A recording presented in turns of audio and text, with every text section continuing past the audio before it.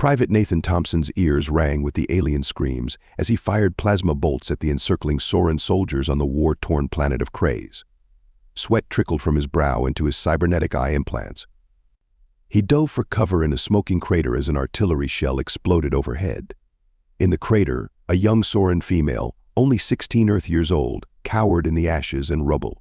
Her scales were dulled gray, coated with soot. Thompson clicked the safety off his plasma rifle and aimed it at her head. She flinched, and he paused. Her eyes were wide with primal terror. Thompson's hands tightened on the rifle grip, but he couldn't pull the trigger. Suddenly, a squad of Soran troopers emerged from a ruined outpost, opening fire on Thompson's position. Plasma bolts sizzled through the air. Thompson rolled, shielding the Soran girl with his body. A plasma bolt seared into his shoulder. He gritted his teeth, aimed his rifle one-handed, and sprayed the Soran squad with searing plasma. They crumpled into charred husks. Thompson coughed blood. The Soran girl stared at him, shocked, grateful, and afraid. Thompson knew his orders take no prisoners. But orders be damned, he couldn't murder this child in cold blood. Thompson hauled himself to his feet, keeping his rifle trained on potential threats. He had to reconnect with his human squad. If he brought back this Soran prisoner, she could provide critical intel to help the humans win this brutal war for survival. The fate of humanity might hinge on this simple act of mercy. The Soran girl didn't know it yet, but the human soldier who just saved her life had also saved the future of two warring species. Thompson reached a hand down to her. Humanity's last hope accepted it. Nathan and the Soran girl, whom he learned was named Thos, picked their way through the rubble-strewn streets, the sound of distant explosions echoing in their ears. The acrid smell of smoke and burnt flesh hung heavy in the air. As they rounded a corner, they stumbled upon a group of Soran civilians huddled in the ruins of a collapsed building. Many were injured, their scales torn and blood oozing from deep gashes. Nathan hesitated, his orders to reconnect with his squad warring with his instinct to help those in need.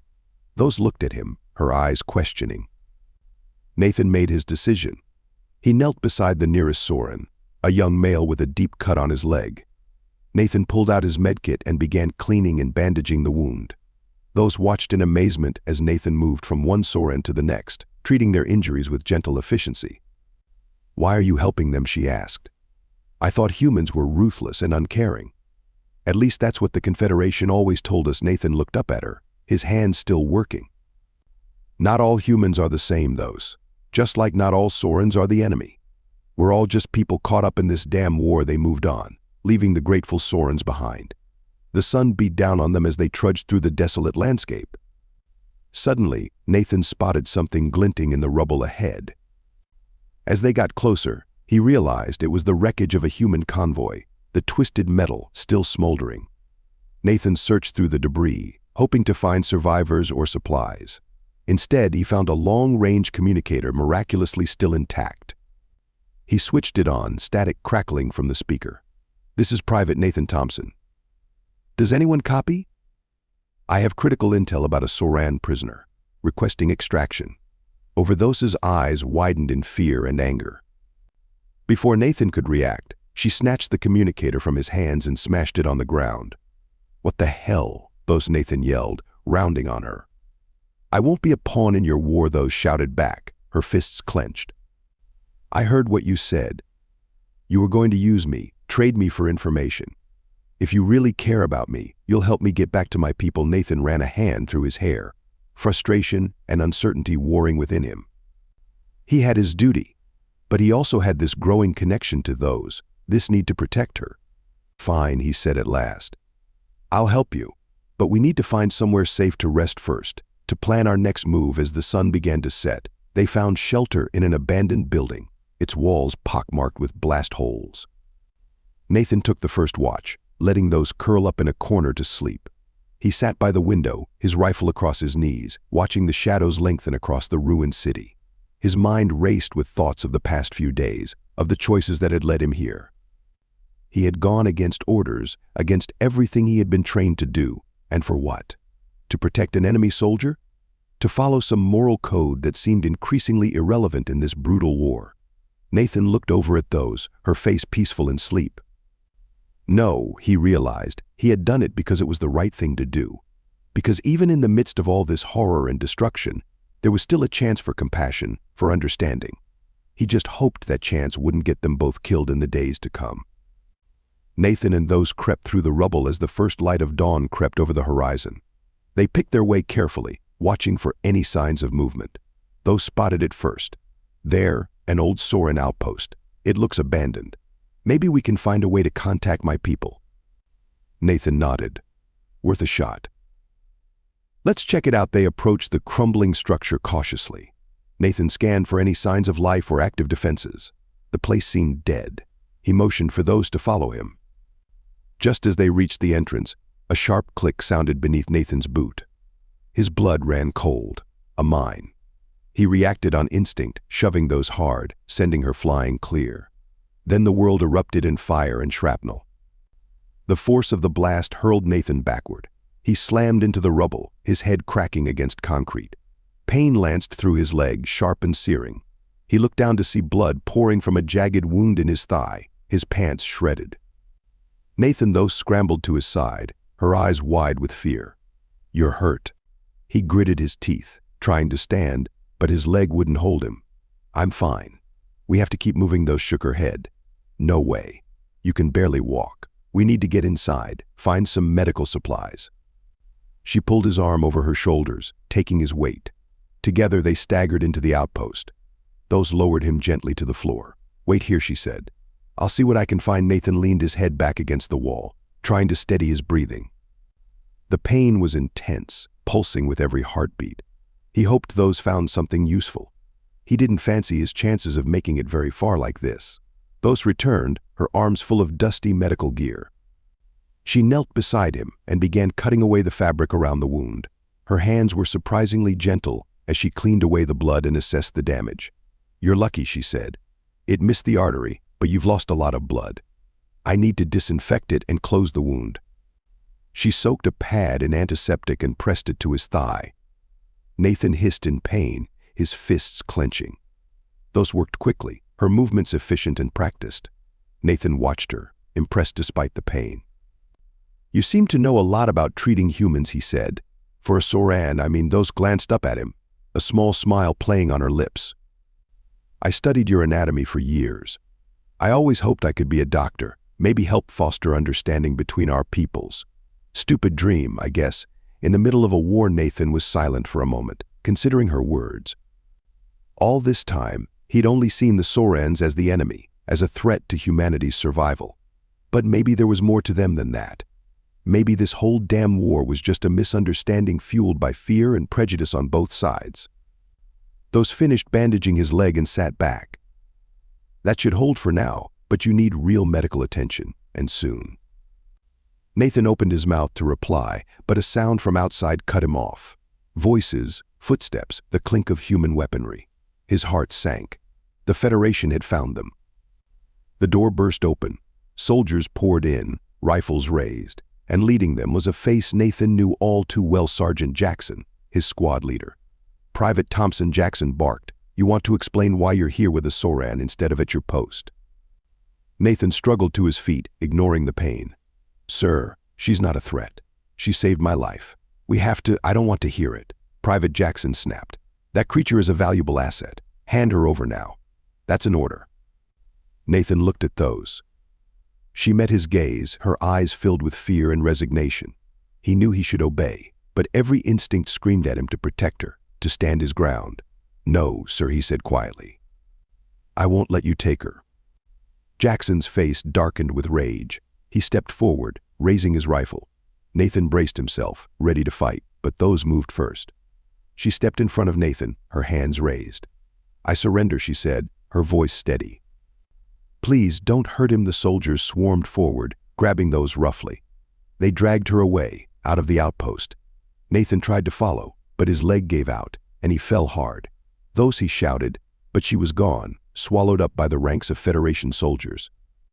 Nathan slumped against the wall, despair washing over him. He had failed her, failed in his duty. But as he sat there, a new resolve hardened in his heart. He would find a way to save those, no matter the cost. And somehow, some way, he would find a way to end this war once and for all. Nathan lay on a hospital bed in the Human Federation base, wincing as the medic stitched up his shrapnel wounds. His mind raced with thoughts of the sacrifice she had made for him. The guilt gnawed at his insides, sharper than any physical pain. The door hissed open, and Sergeant Jackson strode in, his face grim. "You've got some explaining to do," Private he growled. "What the hell were you thinking, running off with that Soran?" Nathan met his gaze, unflinching. "Her name is Those, sir, and she saved my life more than once," Jackson scoffed. "Saved your life? That lizard is a high-value target. She has intel we need to win this war. And now, thanks to you, we got her locked up in a cell, waiting to be interrogated." Nathan's heart sank. He couldn't let that happen, couldn't let Those suffer for his mistakes. He had to make this right. After Jackson left, Nathan hobbled out of the med bay, his mind set. He found Mike in the barracks, cleaning his rifle. "I need your help," Nathan said, keeping his voice low. "We have to get Those out of that detention center." Mike looked at him like he'd grown a second head. "Are you crazy? You want to break out a Soran prisoner?" "She's not just a prisoner, Mike. She's a person, and she doesn't deserve to be tortured for information." Mike was silent for a long moment, searching Nathan's face. Finally, he sighed. "All right, man. I'm with you. What's the plan?" They spent the next few hours going over every detail, studying the layout of the detention center, the guard rotations, the security systems. They would make their move during the night shift, when the skeleton crew was on duty. As darkness fell, they slipped out of the barracks and made their way to the detention center. Nathan's heart pounded in his chest as they crept through the halls, every shadow a potential threat.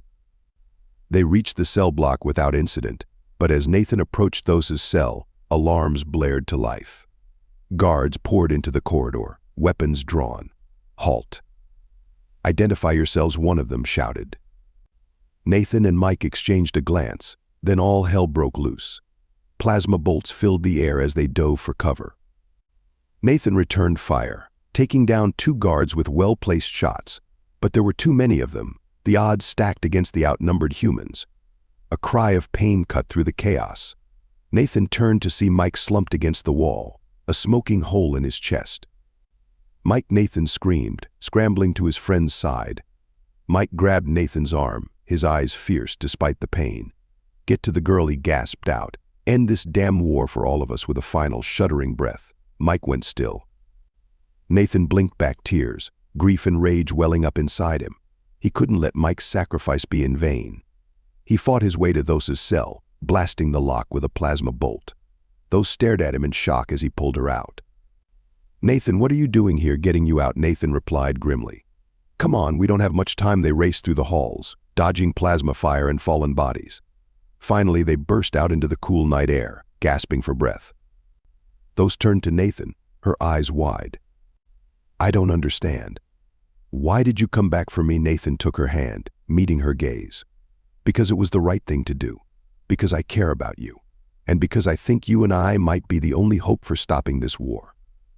He explained his plan, the idea that had taken root in his mind, to bring the leaders of their people together, to show them that they had more in common than they realized, that peace was possible if they were willing to fight for it.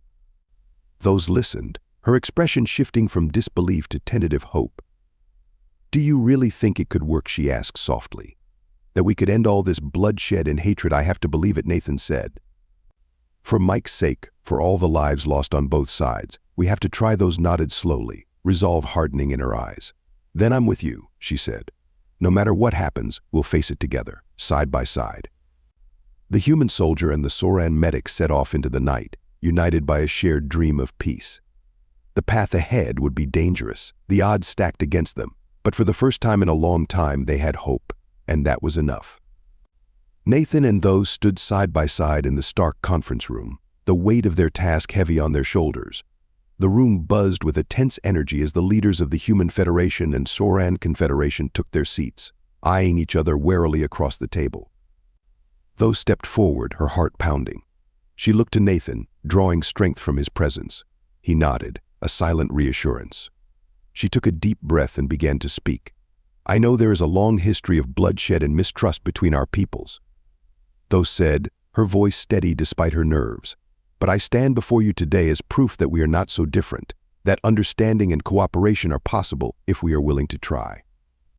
She spoke of her time with Nathan, of the compassion and bravery he had shown her, of how he had risked everything to save her life, to fight for a chance at peace. This war has taken a toll on all of us, those continued, her gaze sweeping the room. How many more lives must be lost before we realize that violence is not the answer? It's time to put aside our differences and work towards a common goal, a future where our children can grow up without the shadow of war hanging over them. As she spoke, those saw the expressions on the leaders' faces begin to shift, the hard lines of anger and suspicion softening into something like contemplation, even hope. But before anyone could respond, the doors to the conference room burst open. A group of armed soldiers stormed in, led by a grizzled colonel with a wild look in his eyes. "Traitors," he shouted, leveling his rifle at the Soran delegation. "You really think we can trust these scaly bastards? They killed my family." Chaos erupted as the soldiers opened fire, plasma bolts sizzling through the air, shattering the delicate truce. Nathan reacted on instinct, throwing himself in front of those. She screamed as the bolts tore into his flesh, his blood spattering hot across her face. They collapsed to the ground together, Nathan's body shielding hers. The Soran guards leapt into action, subduing the attackers with ruthless efficiency, but it was too late. The damage had been done. Those cradled Nathan's head in her lap, her tears mixing with his blood. His breathing was shallow, his eyes unfocused. "Nathan, stay with me," those pleaded, her voice breaking. "Please, you can't leave me." Nathan's hand found hers, his grip weak. "Promise me," he whispered, each word an effort. "Promise you'll find a way to end this war. Don't let my death be in vain," those nodded fiercely, even as sobs racked her body. "I promise," she choked out. "I'll never stop fighting for peace." For you, with a final, shuddering breath, Nathan went still. Those howled in anguish, clutching his body to her chest. Around them, the leaders of both sides watched in stunned, horrified silence. In the days that followed, shock gave way to grief and then to grim determination. Those threw herself into the peace negotiations with a fervor bordering on obsession. She would not let Nathan's sacrifice be for nothing. It was a long and arduous process, full of setbacks and compromises, but slowly, painfully, progress was made. A ceasefire was declared, then a tentative truce. Borders were redrawn, treaties signed. The weapons of war were laid down, replaced by the tools of diplomacy and rebuilding. Through it all, Thos was there, a tireless advocate for peace and understanding. She traveled between the Human Federation and Soran Confederation, building bridges, healing old wounds. She became a symbol of hope, a living embodiment of the ideals Nathan had died for. Years passed, and the scars of war began to fade. Cities were rebuilt, families reunited, a new generation grew up, one that had never known the horrors of the battlefield. And on a quiet hillside overlooking the capital city of the newly formed Galactic Alliance, a memorial was erected in Nathan's honor, a simple stone monument inscribed with his name and the words, "He gave his life so that others might live in peace." Thos stood before the memorial, a single flower clutched in her hand. Tears streamed down her face as she remembered the brave human soldier who had shown her the true meaning of sacrifice, of love. She placed the flower at the base of the monument, a final tribute. "I miss you every day," Thos whispered. "But I know that wherever you are, you're watching over us. Your legacy lives on in the peace we've built, in the lives we've saved. Thank you, Nathan, for everything." As she turned to leave, Thos felt a gentle breeze caress her face, almost like a loving touch. And for a moment she swore she could hear Nathan's voice on the wind, whispering the words that had become her mantra, her guiding light: "Find a way to end this war. Don't let my death be in vain." Thos smiled through her tears, renewed determination filling her heart. She would keep fighting, keep building the future Nathan had dreamed of, a future of peace, of unity, a future worth dying for. If you enjoyed this story and want to support us, please leave a like and subscribe to our channel. For every comment that says, we will heart every single one of them. Thank you for your time.